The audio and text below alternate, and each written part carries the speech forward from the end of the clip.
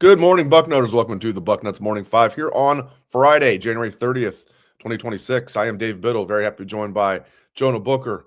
All right, we've got a great show for you guys. We're going to get JBook's thoughts on Arthur Smith. When we did the show last Friday, we were like, come on, it's about time to hire an offensive coordinator. The next day, Arthur Smith gets hired. So I want to get JBook's thoughts on the Art Smith hire, get JBook's thoughts on Ohio State's 2026 schedule. And then we're going to get into Ohio State's roster building strategy. We'll delve into that a little bit. But first thing, my friend, what do you think about Arthur Smith coming here as offensive coordinator? You like it? I do. I know there are a lot of people out there who are skeptical about this hire. For me, Dave, it's all about experience and what he's going to bring to the table as far as hoping that he elevates the run game. And I had tweeted it out at the time of the hire that I remember specifically when Coach Lachlan did a media tour right after Ohio State won the national championship. He told the story about how being in the meeting room with Chip Kelly and Ryan Day, he compared it to two artists in their prime who were just going at it with each other. What I mean by that, Ryan Day's passing game concepts meshing with Chip Kelly's run game concepts. And Lachlan was saying it was a thing of beauty. He said he had stacks of notebooks where he was just in there like a kid in the classroom, just taking notes and watching those two guys bounce off ideas and concepts and bringing plays to life. He said it was immaculate to see. Fast forward to last year, Brian Hartline gets elevated to the offensive coordinator. Tyler Bowen's supposed to be the run game coordinator. And I think when you look at the end result of last year, that complement to Ryan Gaines' passing attack and passing concepts, it was missing. Bo Jackson had a great year for a true freshman. Ohio State still struggled in the red zone running the football, struggled with the short yardage. So having a veteran, another adult in the room in Arthur Smith, I think kind of gives Ryan Day that support in the run game that he's looking for. So for me, Dave, I think it's an instant upgrade. I know there's a belief out there that Ryan Day was the one that was calling plays. However you slice it, we all love Brian Hartline for what he contributed to the program, an elite recruiter, great position coach, but just an average offensive coordinator, if we're being frank. So that alone, having a guy who was interviewing with the Philadelphia Eagles 4 days prior to getting this Ohio State job, that right there is an instant upgrade, in my opinion. How about Novak Djokovic, at the age of 38, just beat Yannick Sinner in the semifinals of the Australian Open in 5 sets. That's pretty good. If anybody out there cares about tennis, that's pretty cool for Djokovic to do, unless you're a Sinner fan. So it'll be Djokovic against Alcaraz in the final. A couple of 5-setters. That's pretty cool for Djokovic to win there. I used to hate Djokovic, but I respect greatness, and I think he's kind of cleaned up his jerky attitude for the most part. All right, not to get off on a tangent there. All right, back to Art Smith for a second. We going Art or Arthur? I think his buddies call him Art, so Yeah. I think it kind of sounds cooler too, Art Smith. All right, so I gave it a grade of A. I almost went A plus. I'm just gonna go solid A. I gave it an A. What grade would you give the kind of the? I will give it an A right now. And a lot of people it's like, well, I wanted somebody else. Okay. Anytime you're going to the NFL ranks, that coach that you're pulling from the NFL to college, they're going to have some type of warts. They're not going to be the perfect candidate. You're not going to get McVay. You're not going to get one of these young and up and coming coaches who are primed to be a head coach. This guy was still in the NFL. He was still being courted by other NFL programs. So it's not like this guy was just a castaway at all. And then you look at it, Dave. Thinking about the way Ohio State is structuring this, you're basically looking at a guy who's going to come in, be the offensive coordinator, won't have to hit the road to recruit. He's going to be making $3+ million. You're basically looking at Smith as a guy who's also going to be a coach's coach. He's going to be able to coach those younger guys. But I really think this is going to be a fascinating situation that could be groundbreaking in college football. I think Ohio State might be onto something here, Dave, to where you're going to probably see other college football programs do this. Do they have the juice to be able to pull someone like Arthur Smith from NFL to the college? Not probably not a lot of programs will be able to have that type of juice to do it. But if you're another college program and you have a lot of cash, I can see NFL guys saying, you know what? They're going to pay me $4 million. I don't have to hit the road. I'm just going to go in there and focus on the X's and O's, talk to some of the kids as they come into the actual building and help coach and develop some of these younger coaches. I can see this being a trend going forward in college football. And Ohio State was the first one to kind of set it. This is amazing. I was just about to bring up a similar point. Lisa, great minds think alike. That's what we'll go with. She says, yeah, what I like about this is other NFL teams were considering him to coach their team. So he was a hot option. That's the thing. Like, I think he was kind of up for like head coaching jobs. I don't think he would have got any of those. He definitely was interviewing for offensive coordinator jobs. You look at some of the offensive coordinators that are being hired in the NFL. It's like, oh, ugh. I think Ohio State was kind of lucky to get him. Like, and he was still he was interviewing for jobs like the Titans job, and there was another one that he was interviewing for. So the Eagles job. Eagles, that's exactly right. That's exactly right. So yeah, this wasn't like a guy that was like, it's not the same as Patricia. And I like the Patricia hire from day one because Patricia was kind of like, he was like out of football for a year. It's kind of like almost was like damaged goods. That's not the case with Arthur Smith. And I love how young he is. Yeah. 43. This guy became an NFL head coach at the age of 39. He was running the Titans offense when he was 37 for Mike Vrabel. Mike Vrabel kind of knows what he's doing. I think we can agree to that, right? Right. Like Mike Vrabel trusted this guy to run his offense when he was 37 years old. And those are the two best offenses that the Titans had during that time. Now, as I keep saying it, is most of that because of Derrick Henry and that offensive line? Yes. But I think Arthur Smith deserves some credit for what he did with the Titans. Ryan Tannehill was the quarterback. Right. And here's the other thing, and I'm willing to bet a large amount of money. I can almost promise you that Mike Vrabel gave his stamp of approval for this. Buckeye legend. He has a solid relationship with Coach Day. Arthur Smith coach for Mike Vrabel. The New England ties with Day, and then you also look at Matt Patricia having that relationship with Vrabel as well. I can bank that those guys went to Vrabel and say, hey, we're thinking about hiring Arthur Smith. What do you think? And I'm sure Vrabel gave his stamp of approval here. Gerald from North Carolina, he asked, do you think Smith is looking to get into college football, potentially the North Carolina job?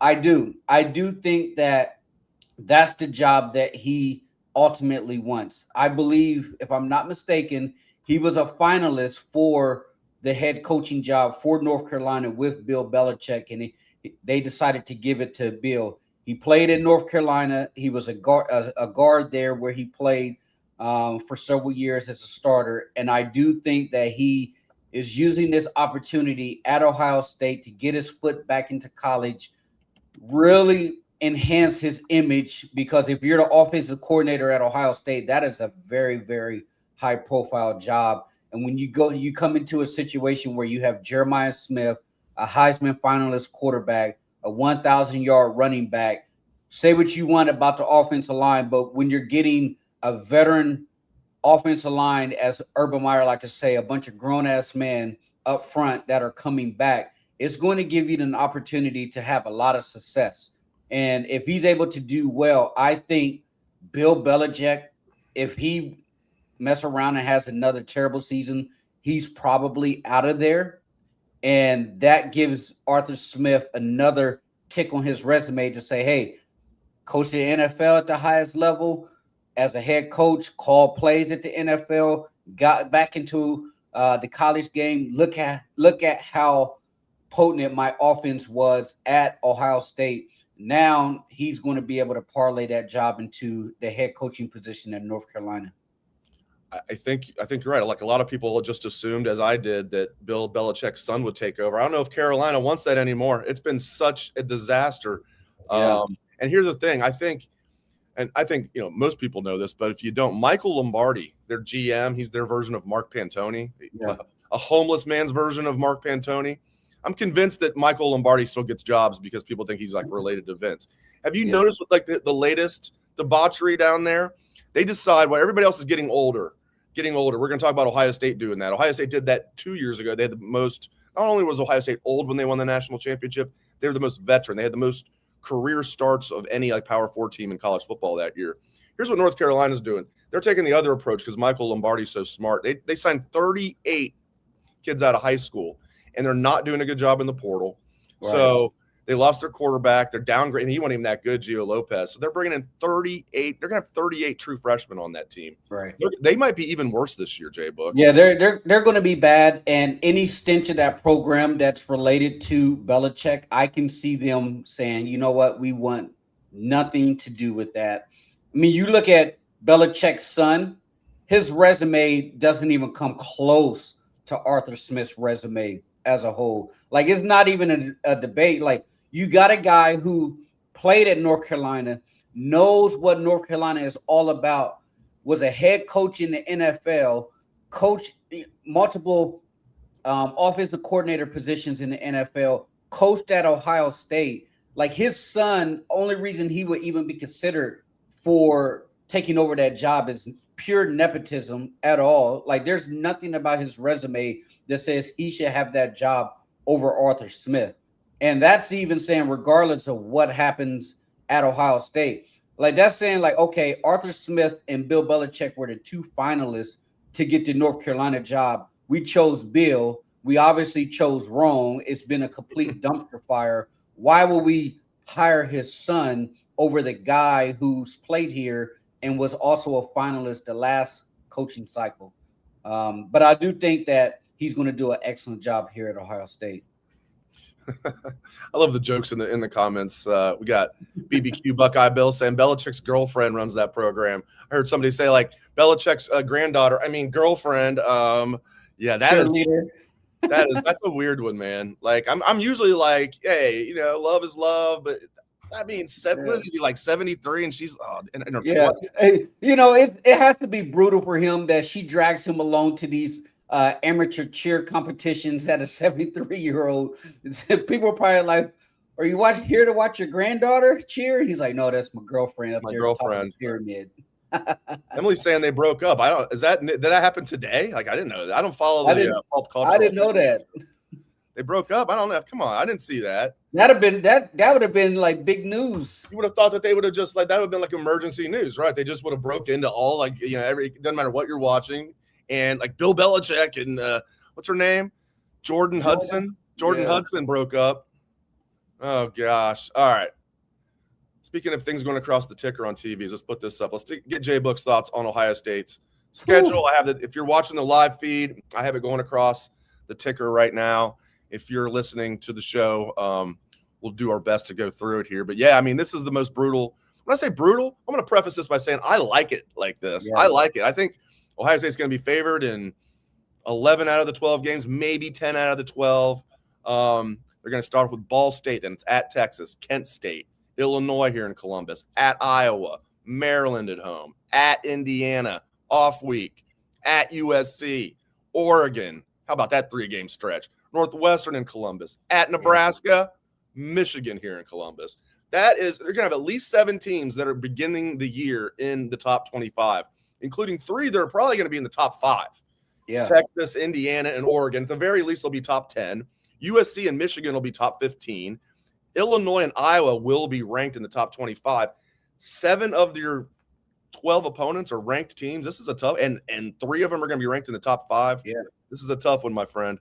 And don't sleep. I mean, you look at the 1 games that a lot of people are saying, hey, these aren't ranked games. Belima with Illinois, he's going to have those guys up and ready to play. And then you look at Northwestern. Northwestern's a team that went bowling, and now they have Chip Kelly. There's an offensive coordinator. Not saying that they're going to be a juggernaut or anything like that. But those are still games that you look at and you're just like, hey man, that might be a little competitive. It might not be like a 40-point blowout per se. But yeah, this schedule, I love it, Dave. It's going to test them really early. My biggest worry and my biggest caution about this, and we saw it the last two games, when Ohio State has matchup games, and you're probably going to have 6 or 7 type of matchup games. For the love of everything, you cannot go slow. You cannot move at a snail's pace to where you're limiting the possessions, because you can't get into a situation to where if you're in these fourth quarter matchup games to where you only allow yourself 2 possessions in the fourth quarter.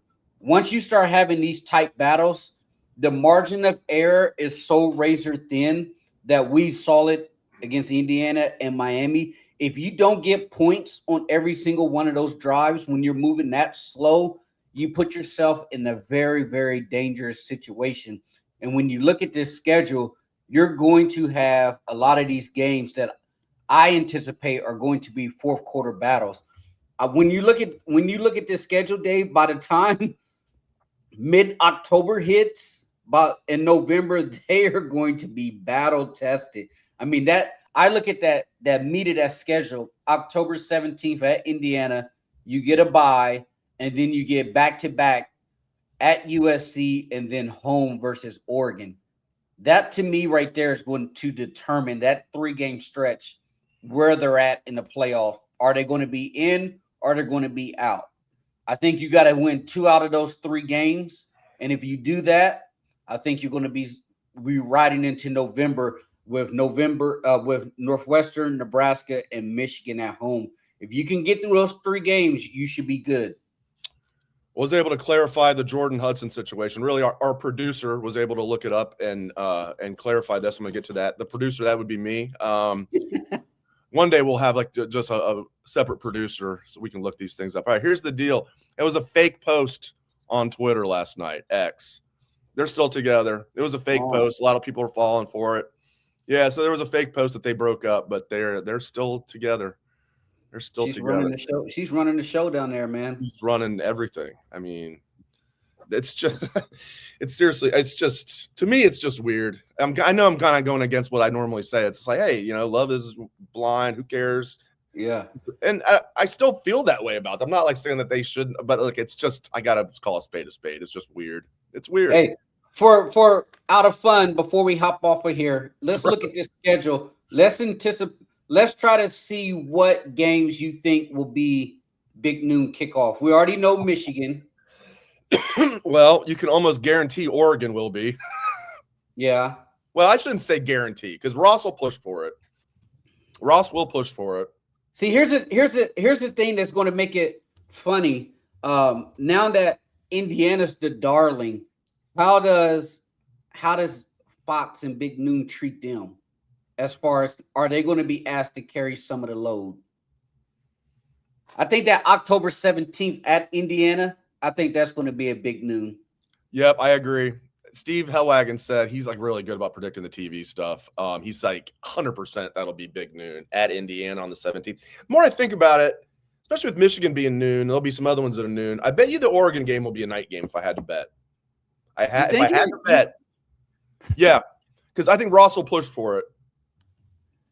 Ooh. No Penn State this year.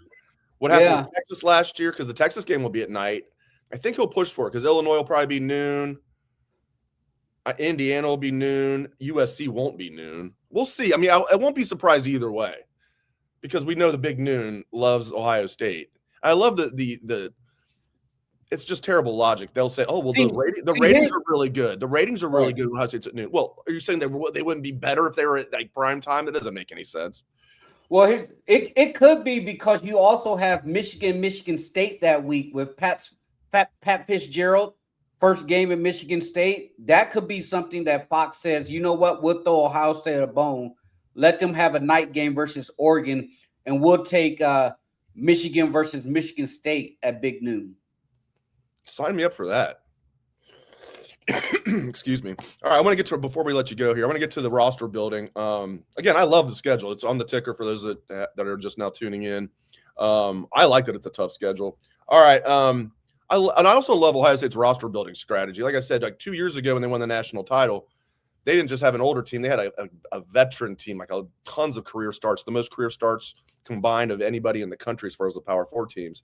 And they're trying to replicate that. They're not going to be quite as veteran, but that's obviously their strategy in the portal is to try and get old and get guys that are productive and get guys that are older, experienced, and we'll see how it works out. But I really like their strategy they're going into the season with, JBook. Yeah, I like it.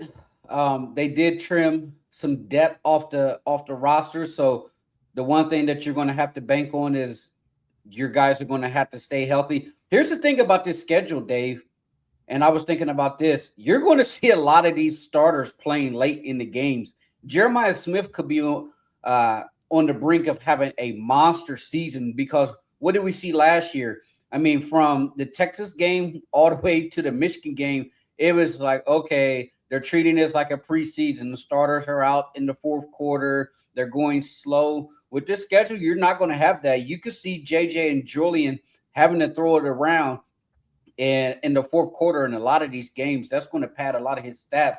But as far as the way that they're building this roster, I mean, they're following the blueprint that they won the national championship with, which is we want to get older guys on the field. The Bo Jacksons of the world, those are anomalies, but you're also going to have to bank on some of these younger guys that are coming in that's going to be able to play right away, like a Chris Henry Jr. They're going to need him to step up right now. And then if you're going to be able to pay some of these young freshmen big contracts to commit, they're going to have to see the field. So the key for Ohio State is, one, we need to get these veterans who came into the transfer portal. They need to get up to speed because they have to be able to contribute right away. Like you had said, we can't have any busts like they did with Ethan coming in and paid him big chunks of money for him to not even be a starter. That right there was just like a huge miss. You cannot have that with any of the veterans that are transferring late. You need those guys to plug holes right away. And then those freshmen that are coming in, they have to play as well. I'm curious to see, the biggest thing for me, Dave, is will they have a change of philosophy at the wide receiver position from what Brian Hartline was doing? Because you basically only had 3 wide receivers playing the entire season. I think you're going to need to be able to have more guys rotating in at the wide receiver position, and that includes a lot of the freshman guys that are coming in at that position. Got to get them on the field. Like, hey, no offense to Adolph, the walk-on wide receiver, but if I'm going to be paying big money for some of these high school wide receivers to come in here to the program, I need to see what I got in those guys. I need to see them rotating in with the ones at certain times of the game. And we talked about it in our show several months ago. My goal for those next wave of guys, if I was coaching, is I want to have at minimum 100 snaps for my second team guys and a lot of these freshmen. That way I can have a thorough evaluation of what I got. If anything, it's developing those guys for the back end of your schedule. So if we do have any type of injuries, we're not throwing a guy into place who hasn't played all year. Now I got someone who has valuable reps under their belt. And then when it comes to evaluation time during the season, on the off season, should we pay this guy? Shouldn't we pay this guy? Should we let him walk to the portal? Or should we do everything that we can to get him as much NIL money as possible? Now you have a body of work in front of him that says, hey, he played 150 snaps for us. How did he grade out? Did he contribute? Was it what we expected, or did we miss on our evaluation? If you hit it out the park, you're like, hey, this is the guy that we need. So Ross, let's do whatever we need to take to keep this guy out of the portal. But you don't have that data set unless you play these younger guys. So that's why I say, hey, you gotta get the veterans up to snuff, but you got to be able to get these young guys ready to go. And right now in the winter, starts with Mickey Marotti in the strength and conditioning program, because that clock now is accelerated, Dave, because before freshmen come in, is a acclimation period. Here's college. Here's your strength and conditioning program. Here's your nutrition program. Now that time clock is pushed way up. It's, hey, we got to get you ready to play come this fall. So what do we need to do to get your mind and body right? And so Mickey Marotti, they kind of have to change with the times because the time clock for all of these kids have been sped up, because the last thing that you can do as a program is you cannot pay hundreds of thousands of dollars or millions of dollars to a high school kid to commit, and he turns around after 1 year and goes to the transfer portal. That is burning your money on fire. So if I'm going to pay that type of money, I need to have every valuable data point on that kid so that when that next year comes, do I want to keep him or not? All right, last thing. One thing I'm keeping a close eye on, it's not official yet, but Matt Patricia, I don't think he's signed his extension yet, his new contract yet. But, I mean, from everything I'm hearing, he's staying. I mean, I know we were all concerned he might be one and done. I mean, it's just huge having, two former NFL head coaches as your coordinators. It's insane to me. And looks like Patricia's sticking around for a year, too. I know he's happy, so. Yeah, he's always gushed about how much he loves Columbus. The one thing that you really like about Matt is how humble he was and how much praise and love he gave to the fan base and the Columbus community, how much they have embraced him and his family. And the one thing he talked about with Coach Day, the difference between the NFL and Ohio State, is he talked about how family oriented it was, and how that was a big change compared to the NFL, and how much his wife really enjoyed that type of environment for the family, and the kids are able to come around for him. And he's been on the recruiting trail hot and heavy over the last several weeks. And I think you might have had it on 97.1, Dave, or you and I were talking about it, that when kids come to the building, he's meeting with everybody, including the transfer portal kids. So he's highly invested. And on top of that, I know that he is putting his thumbprint on this roster to where he's starting to make roster decisions on, hey, guys may have been recruited for Jim Knowles' system. They may not be a fit for what I want to do going forward schematically. So we need to have the tough conversation to encourage those kids to get into the portal to find a place that's going to be a better fit for them. So for him to be able to start to implement his prototypical body type onto the roster, that kind of gives you a hint that he's going to be here for a while. JBook, thank you as always, sir. Great stuff. Have a great weekend with you and your family. All right. Take care, my friend. Great stuff as always from Mr. Jonah Booker. All right, guys. Yeah, we're still frozen over in Columbus. It's going to maybe get up to a balmy, like 20 or something, like on Monday. We're still we've been waking up to negative temperatures every day. All the snow that came, 5th largest snowstorm in Columbus. The snow hasn't gone anywhere because it's been freezing cold. But worse, I mean, a lot below freezing. Not just calling it freezing cold, it doesn't even do it justice. All the snow is just still there. Wow. People have had school off the entire week. Most of Columbus, the entire week. So good for the teachers and the kids that have gotten a little a week off here. All right, but great stuff from JBook. Very large live audience. We appreciate that very much. Thank you, guys. I appreciate that. I know JBook does as well. So thanks to JBook. Thanks to all of you. Hope everyone has a great rest of your day and a great weekend. Go Bucks.